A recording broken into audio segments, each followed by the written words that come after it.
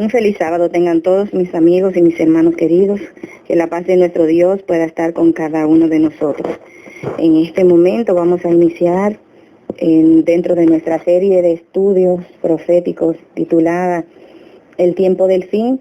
Vamos a tener nuestra segunda intervención, el tema número 2, donde vamos a hablar específicamente sobre las profecías que nos enmarcan en el tiempo del fin y cómo nosotros podemos tener acceso a esas profecías, especialmente Daniel 11, 40 al 45, que como vamos a estar viendo, una llave profética que el Señor nos ha dejado, de tal modo que podamos tener una secuencia de los acontecimientos, de los eventos finales, que nos ayudarán en nuestra preparación para el encuentro con nuestro Dios. Así que en esta serie, en este día, vamos a tratar de mostrar que los versículos de Daniel 11, 40 al 45 contienen esa secuencia de eventos que conducen al cierre de la gracia humana y aún más allá. Veremos también que en Daniel 11, como yo les dije en la serie anterior, era como un resumen de Apocalipsis 13 hasta el 18, los capítulos 13 hasta el capítulo 18, que describen los acontecimientos que la hermana White dice que serían los movimientos finales. Así que, hermanos, lo primero que nos proponemos es mostrar, con la ayuda del Señor, la importancia total de la evidencia profética que nos lleva a creer que nosotros somos la última generación, de acuerdo a esto que estamos viendo. Entonces, si somos la última generación del pueblo de Dios sobre esta tierra, es la generación que los santos y los profetas deseaban ver, y por lo tanto son eventos solemnes, son momentos cruciales que debemos entender para que podamos estar de manera activa formando parte del último remanente de nuestro Dios. Segundo, vamos a ver cómo la serie final de eventos, que ya la sierva de Dios dice que serían los eventos finales, ya han comenzado con un evento histórico que vamos a mostrar un poquito más adelante, y que este evento profético que se ha cumplido ayudará a traer el reavivamiento final del pueblo de Dios. Así que también vamos a ver por qué estos versículos muestran en esa secuencia de eventos que nos dice claramente que las escenas finales serán rápidas. Ustedes recuerdan que estuvimos leyendo en Joyas de los Testimonios, el tomo 3, en el último párrafo, acerca de cómo Satanás está preparándose. Les voy a repetir la cita para que podamos entrar en contexto y darnos cuenta de la importancia que Daniel 11, 40 al 45 reviste para estos últimos días. Dice en el Espíritu, dice acá, las agencias del mal se coligan y acrecen sus fuerzas para la gran crisis final. Grandes cambios están a punto de producirse en el mundo y los movimientos finales serán rápidos. Entonces, mis hermanos, sigue diciendo la cita. Estoy leyendo en Joyas de los Testimonios, el tomo 3, la página 280. Un espíritu belicoso agita el mundo. La profecía contenida en el 11º capítulo del libro de Daniel está casi completamente cumplida. Muy pronto se realizarán las escenas de angustia descritas por el profeta. Satanás estudia la Biblia con cuidado, sabe que le queda poco tiempo y procura en todo punto contrarrestar la obra que el Señor está haciendo sobre esta tierra. Sigue diciendo la cita, es imposible dar una idea de lo que experimentará el pueblo de Dios que viva en la tierra cuando se combinen la manifestación de la gloria de Dios y la repetición de las persecuciones pasadas. Andará en la luz que emana del trono de Dios. Por medio de los ángeles, las comunicaciones entre el cielo y la tierra serán mantenidas constantes. Así que, hermanos, es maravilloso saber que nosotros hemos entrado en esas escenas finales y que habrá una manifestación gloriosa del poder de Dios por un lado, y también se levantarán las persecuciones del pasado que nosotros hemos predicho desde hace mucho tiempo, de acuerdo a lo que la palabra de Dios dice. Por lo tanto, hoy, con la ayuda del Señor, vamos a analizar a Daniel 11:40, para que podamos entender qué es lo que ha dado inicio a este periodo del tiempo del fin, que nos muestra a nosotros claramente que somos esta generación que ha de ver a Cristo venir en gloria. Amados hermanos, hay dos cosas que nosotros tenemos que entender cuando estamos hablando acerca del tiempo del fin. Lo primero es que Cristo Jesús ama a su iglesia, ama a su pueblo, y le ha dado las profecías para que puedan estar listos para el evento culminante que es la segunda venida de Cristo. Pero antes de que la segunda venida de Cristo sea materializada, hay una serie de sucesos que han de pasar, de ocurrir, que nosotros necesitamos enfrentar, y solamente podemos hacerlo cuando tenemos un conocimiento claro de lo que la palabra de Dios está diciendo para nosotros en este tiempo. Y nos proponemos, con la ayuda de Dios en esta serie, hacerlo de la manera más sencilla posible, de la manera más clara posible, de tal modo que cada adventista y cada no adventista que escuche estos audios pueda entender el mensaje principal de la palabra de Dios, que es la gran controversia entre Cristo y Satanás, y cómo Cristo procura la salvación de cada ser humano que hay sobre esta tierra. Así que vamos a analizar hoy a Daniel 11:40, lo que ha detonado, podríamos decir, los eventos que nos llevarán a la segunda venida de Cristo, y como siempre tener en mente que esos eventos, dice la sierva de Dios, que serán rápidos. Y a medida que vayamos estudiando nos vamos a dar cuenta que realmente los eventos están siendo muy rápidos, y que por lo tanto la preparación que el pueblo de Dios debe tener requiere que se le preste la mayor atención. Ha llegado el momento de colocar nuestras prioridades en orden, de tal modo que si nosotros anhelamos la vida eterna, esa sea nuestra prioridad, en la búsqueda del reino de Dios y su justicia. Las añadiduras dejémoselas al Señor, pero encarguémonos ahora mismo de saber cuál es la voluntad de Dios para nosotros ahora, para qué Dios está levantando a su pueblo en estos últimos días, de tal modo que pueda ser un soldado fiel de Jesucristo, que pueda llevar la bandera del príncipe Emmanuel a todas partes, y así nosotros tener el gozo de la salvación. Cristo está produciendo un reavivamiento otra vez en su pueblo. ¿Por qué?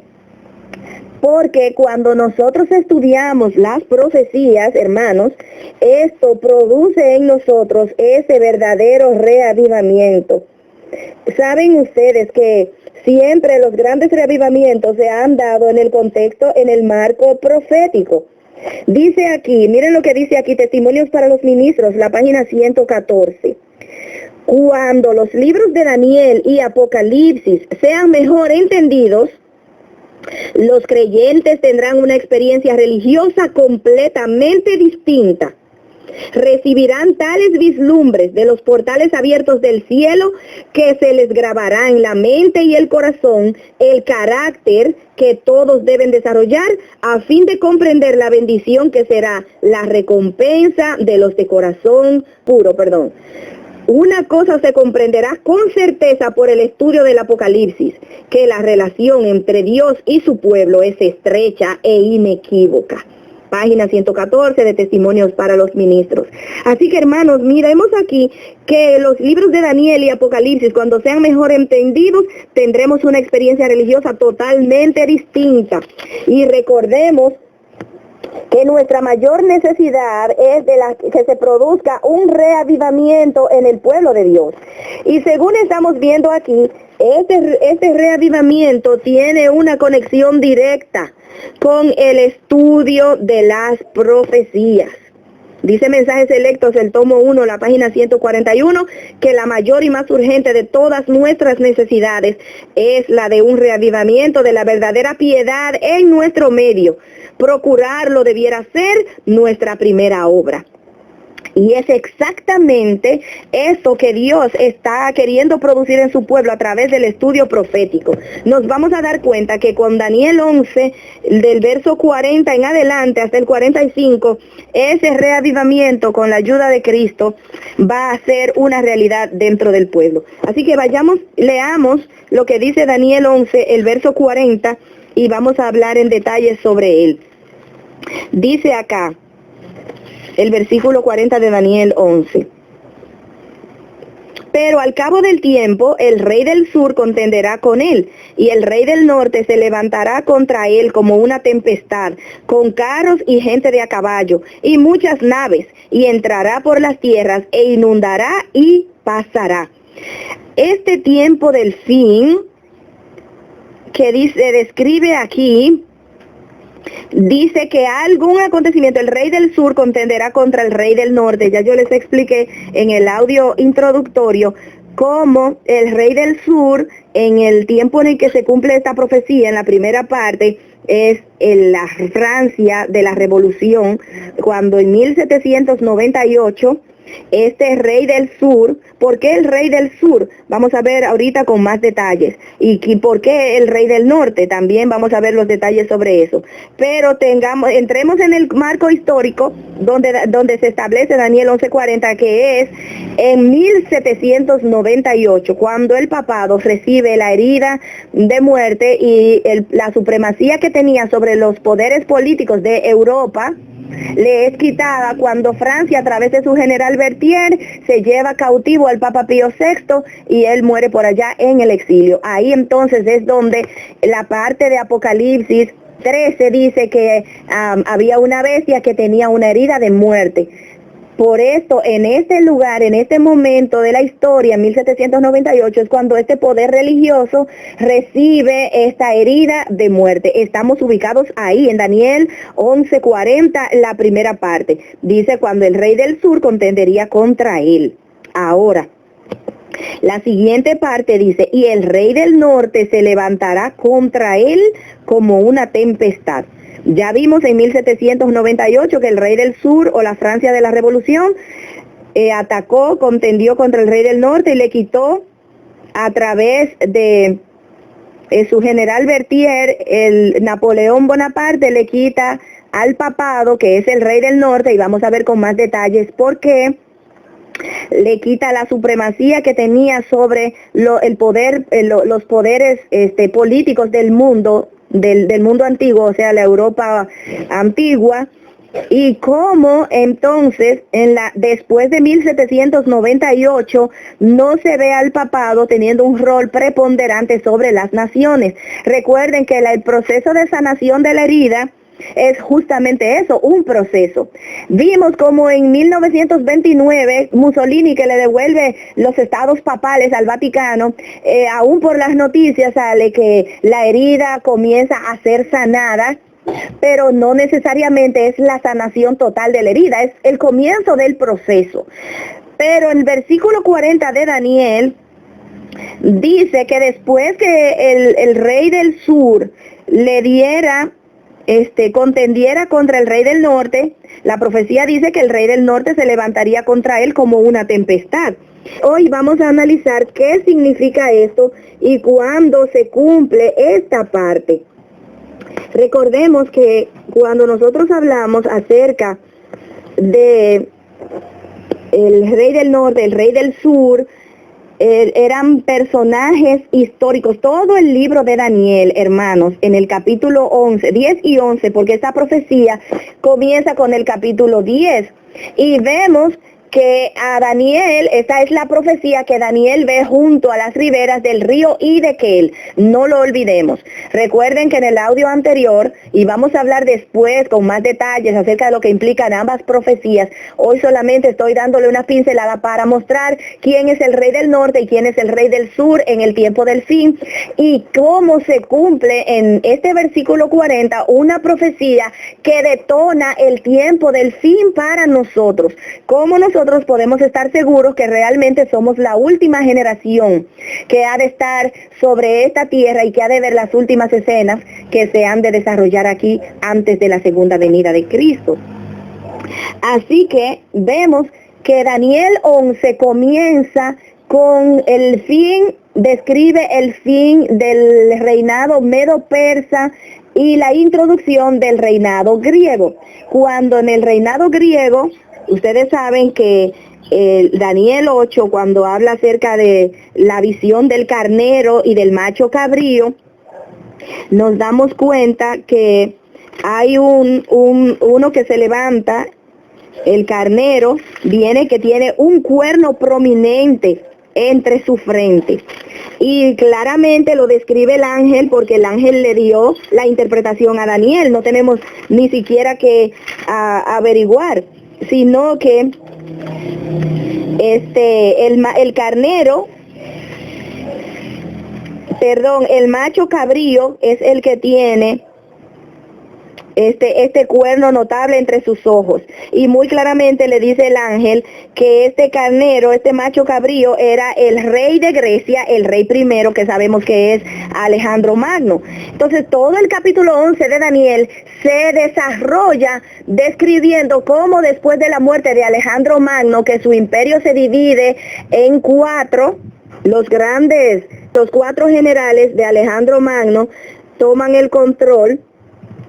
Y después 2 de ellos, Seleuco y Ptolomeo, Ptolomeo conquista a los otros 2 reyes, se hace más fuerte, pero dentro de uno de los reyes de los Ptolomeos, entonces se libra una guerra constante entre la descendencia de Ptolomeo y la descendencia de Seleuco. Entonces, ¿qué sucede? Que Ptolomeo, los descendientes de Ptolomeo, fueron los que ocuparon el área geográfica de Egipto, que le quedaba al sur a Jerusalén. Igualmente, los seleucidas, o los descendientes de Seleuco, fueron los que ocuparon el área geográfica que ocupaba a Babilonia, que aunque no le quedaba al norte a Jerusalén, sino más o menos al este, cada vez que de Babilonia había una conquista, ellos tenían que hacer un recorrido alrededor y venir por el norte, porque había un desierto entre Jerusalén y Babilonia, que aunque el camino era más corto, era muy incómodo, así que cada vez que venían en conquista, los reyes del norte tenían que rodear, los reyes de Babilonia tenían que rodear y llegar por el norte hacia Jerusalén. Por eso es que cuando usted ve en la historia antigua del pueblo de Dios, cuando venía la invasión, donde Jeremías le decía al pueblo, huid de la tierra del Aquilón o del norte, porque se ha desatado el destructor de naciones, se está refiriendo justamente a Babilonia. Entonces, hermanos, aquí cuando nosotros vemos esta historia, nos damos cuenta que el Daniel 11, cuando se refiere al rey del sur, se está refiriendo a los que ocupaban el área geográfica de Egipto. Y cuando se refiere al rey del norte, se está refiriendo a los reyes descendientes de los seleucidas que ocupaban el área geográfica de Babilonia. ¿Qué sucede? Nosotros tenemos que recordar un principio bíblico, que cuando Dios, antes de la cruz, las profecías eran de carácter literal y local. Por ejemplo, Dios tenía un pueblo literal, que era el pueblo de Israel, y vivía en un territorio, una localidad específica que era la tierra de Israel, la tierra de Canaán.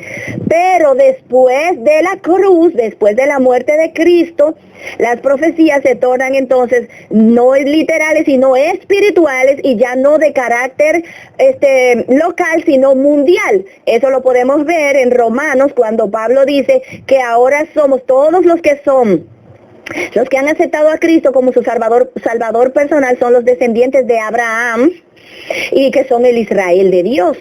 Eso nosotros lo sabemos, y el Israel de Dios ya no está en un área geográfica específica, sino que está alrededor de todo el mundo. Así que tenemos que considerar estos principios para poder entender quién es el rey del norte en el tiempo del fin y quién es el rey del sur en el tiempo del fin. Ahora, las características del rey del norte literal son las características que el rey del norte espiritual ha de tener en el tiempo del fin. Y las características del rey del norte, del rey del sur literal, son las características que el rey del sur espiritual ha de desarrollar. Es importante que se entienda esta parte, porque Daniel 11 comienza justamente con la historia de Grecia, el fin de la historia de Medo-Persia, el comienzo de la historia de Grecia, y termina ya cuando ya están las últimas escenas relacionadas con el hombre de pecado, que vamos a ver claramente, y la segunda venida de Cristo y el cierre de la gracia, como lo muestra Daniel 12:1. Así que la historia de Daniel 11 es una historia secuencial que nos lleva desde el final del reino Medo-Persia hasta la segunda venida de Cristo, podríamos decir. Por lo tanto, tenemos que ver el orden secuencial y cómo se ve los diferentes reinos que llegan, cómo se ve Roma, cómo se ve Jerusalén, cómo se ve incluso Cristo, el tiempo de Cristo, la crucifixión, y más allá el tiempo de la reforma, y más allá en el tiempo donde el papado alcanza el trono del mundo por primera vez, y así sigue sucesivamente hasta que llega a nuestros días, mis hermanos. Así que cuando usted entiende esta parte, va a poder identificar claramente quién es el rey del sur y quién es el rey del norte. Bien, el rey del sur, que era el que ocupaba el área geográfica de Egipto, tiene características espirituales que ha desarrollado el rey del sur espiritual. Por ejemplo, cuando Moisés llega a Egipto, que Dios le dice que vaya donde Faraón a libertar a su pueblo, que lo deje ir para que le adore, la respuesta que Moisés recibe de Faraón es la siguiente. Le dice Faraón: ¿quién es Jehová? Yo no conozco a Jehová, ni tampoco dejaré ir a Israel.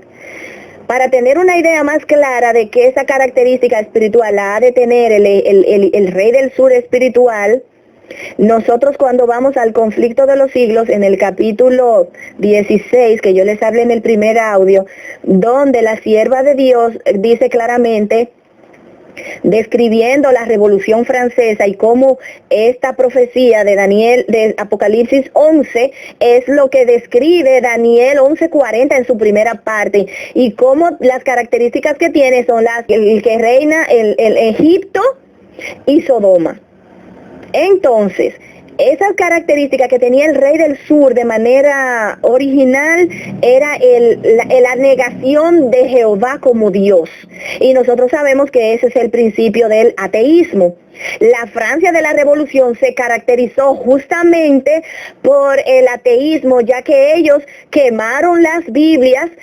A través de su cuerpo legislativo promulgaron una ley prohibiendo la religión y enaltecieron a una mujer ramera como la diosa de la razón. Así que negaron la existencia de Dios. Por esto el rey del sur en 1798 fue la Francia atea.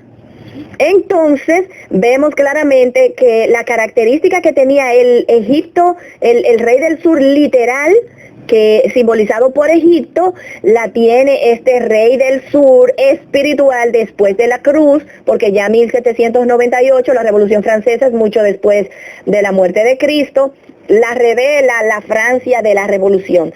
Ahora, ¿qué diremos de las características espirituales, las características del rey de Babilonia?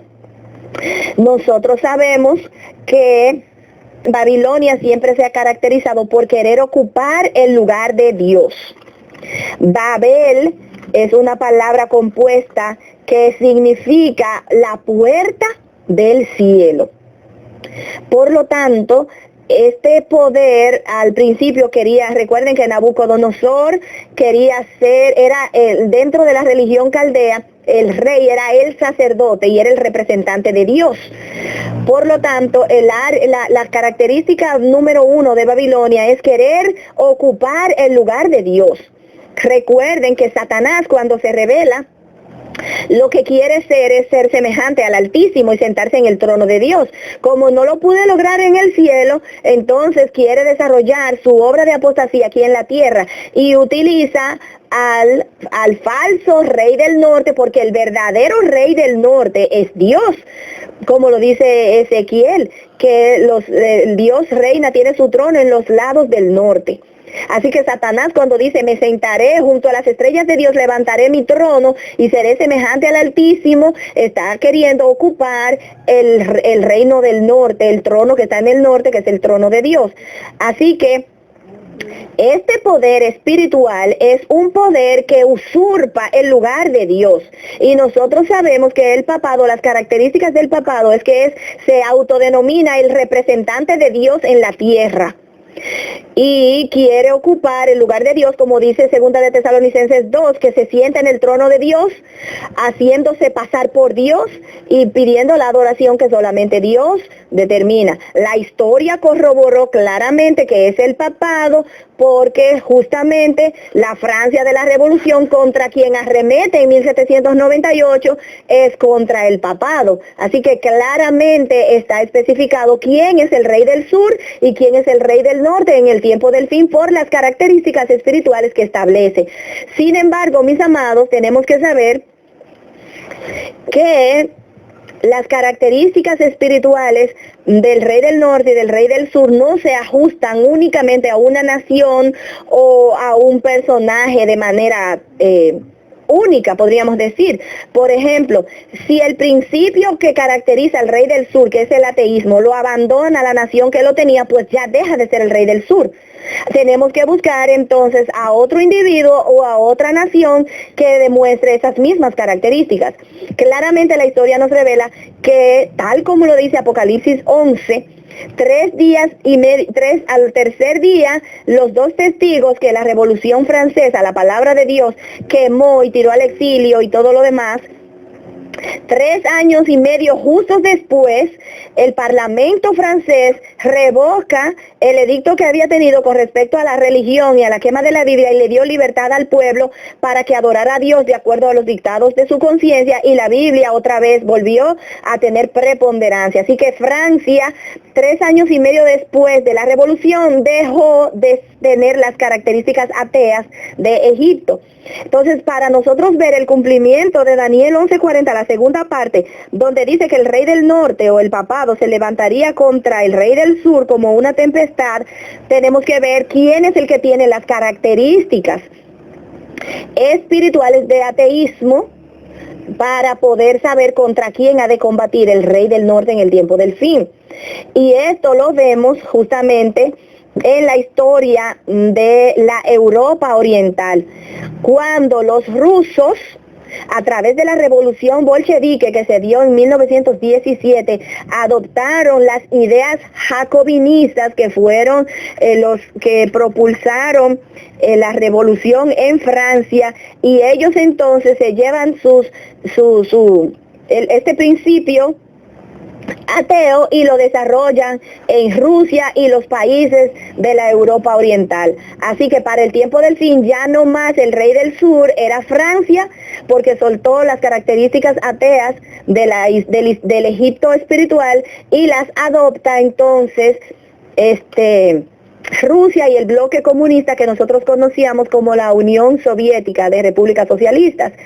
Así que, hermanos, por eso es que tenemos que ver que en el cumplimiento de esta profecía, cuando el rey del norte viene como una tempestad contra el rey del sur, ya no sería contra Francia, sino contra Rusia. Y ese cumplimiento lo vimos justamente en 1989, cuando el muro de Berlín cae y se da la perestroika y el comunismo en esos países orientales comienzan a caer.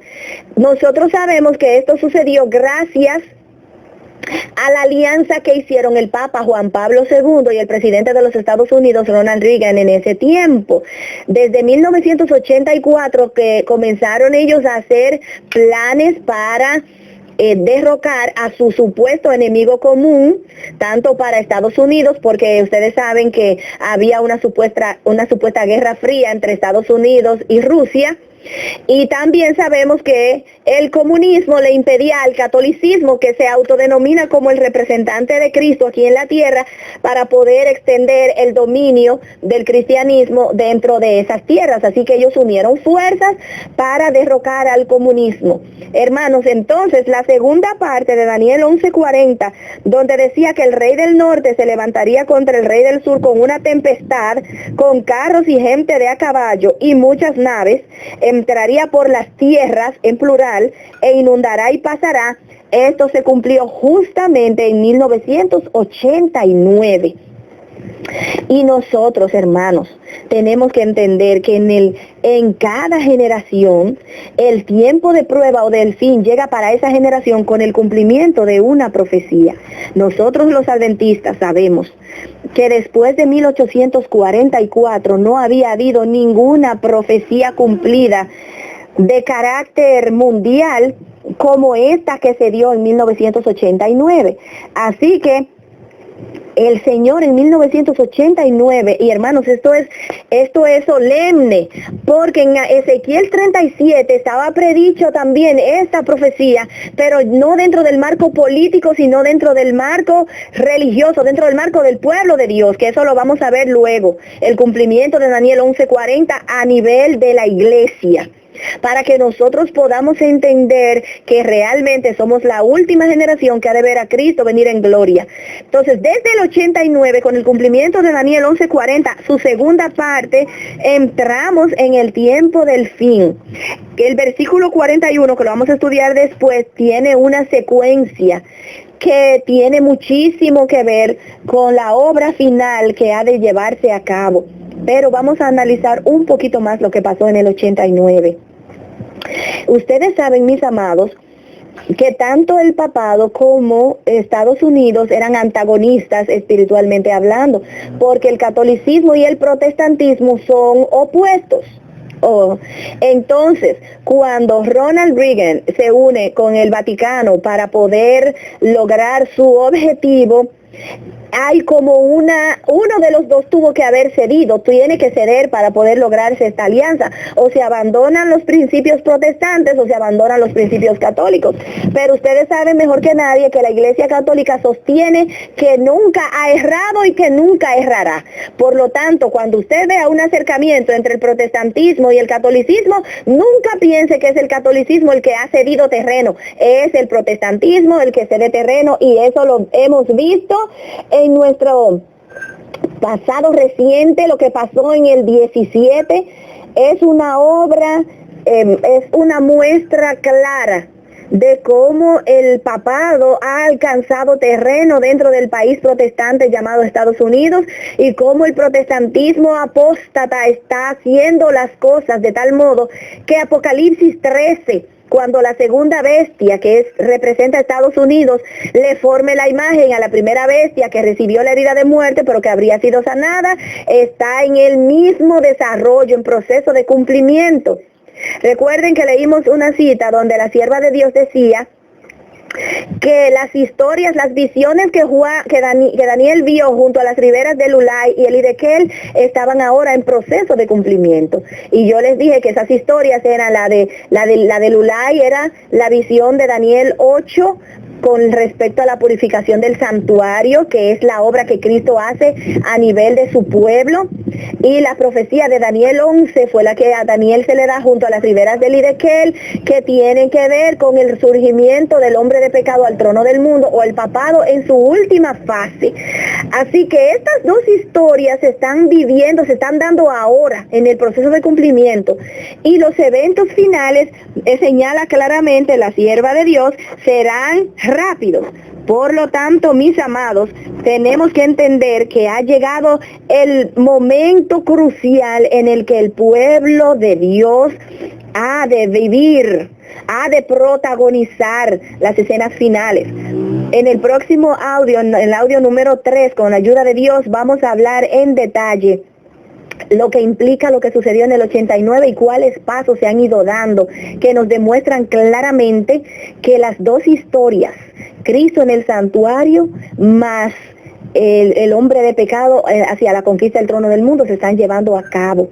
Y especialmente, ¿qué está haciendo Cristo? Porque de 1844, cuando Él comienza, y el juicio, ¿qué sucede después de 1989 con la obra de juicio que Cristo está haciendo? Y cómo Cristo le está revelando a su pueblo lo que Él está haciendo, de tal modo que haya un aumento de conocimiento con respecto a la obra de Cristo en el santuario, y también con respecto a la obra del hombre de pecado aquí en la tierra. Que el Señor me los bendiga grandemente, y entonces continuaremos en el próximo audio con esta la segunda parte de Daniel 11:40 y le daremos una pequeña introducción a Daniel 11:41. Así que oremos ahora para concluir este estudio. Padre amado, te alabamos y te agradecemos por el privilegio que nos das de estudiar un poquito más tu santa palabra. Permite, Señor, que los conceptos que tu palabra nos ha ayudado a exponer puedan ser claros y entendibles para nuestros hermanos y todo aquel que escuche estos audios, y que nos ayude a recibir la fuerza y el poder, porque Cristo ha comenzado a reavivar a su pueblo otra vez para que pueda ocupar su lugar en las escenas finales de la historia de esta tierra, porque Cristo ha prometido la victoria, y aunque no es posible dar una descripción completa de lo que experimentará el pueblo de Dios cuando se manifieste la gloria del Señor y el levantamiento a través de las persecuciones del pasado, pero se nos asegura que andaremos bajo la luz que emana del mismo trono de Dios. Y la luz es tu palabra, la luz es tu carácter, la luz es tu mensaje que tú le darás a tu pueblo para que pueda estar listo y así podamos caminar de victoria en victoria. Así que síguenos dirigiendo y permite que podamos adorarte en espíritu y en verdad siempre. Te lo pedimos y te lo agradecemos en el glorioso y santo nombre de Jesús. Amén.